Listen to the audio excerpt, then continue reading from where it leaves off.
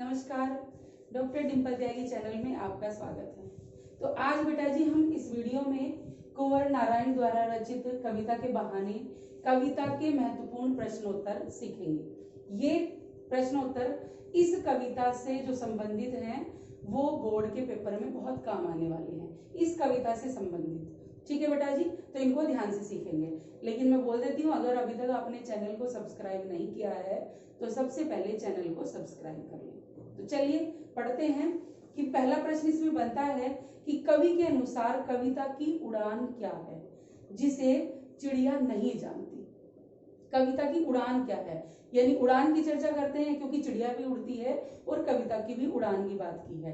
तो कविता की क्या उड़ान है जिसे चिड़िया नहीं जानती।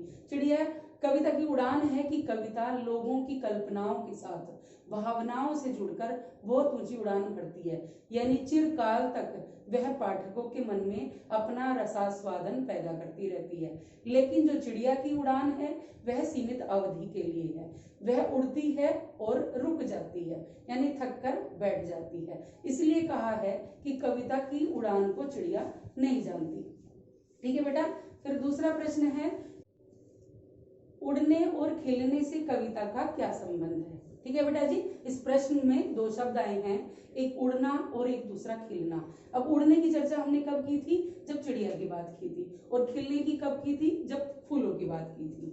तो उड़ने और खिलने से कविता का संबंध क्या है, ये है कि जो मतलब चिड़िया है उड़ान भरती है, कविता भी उड़ान भरती है।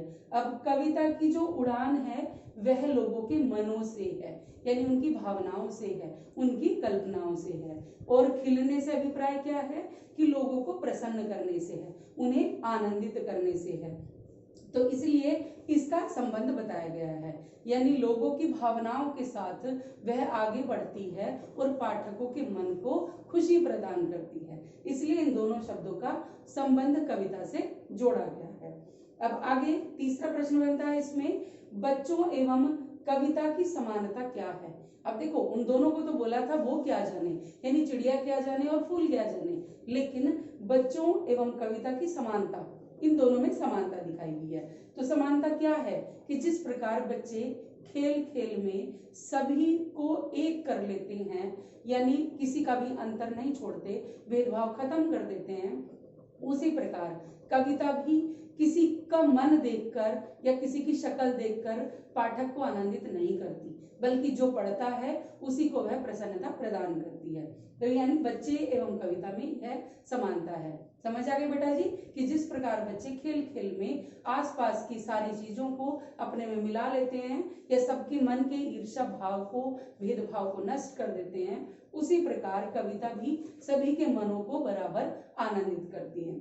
अब कविता के नेक्स्ट क्वेश्चन है, कविता के खिलने और फूलों के खिलने में अंतर क्या है।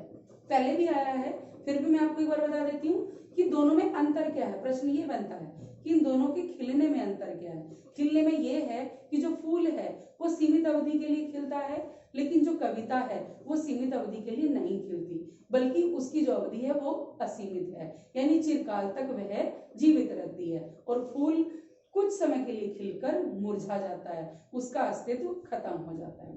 तो ठीक है बेटा जी, ये महत्वपूर्ण प्रश्न कुछ जो सीबीएसई में बोर्ड के पेपर में काम आने वाले थे, स्टेट बोर्ड में भी काम आने वाले हैं।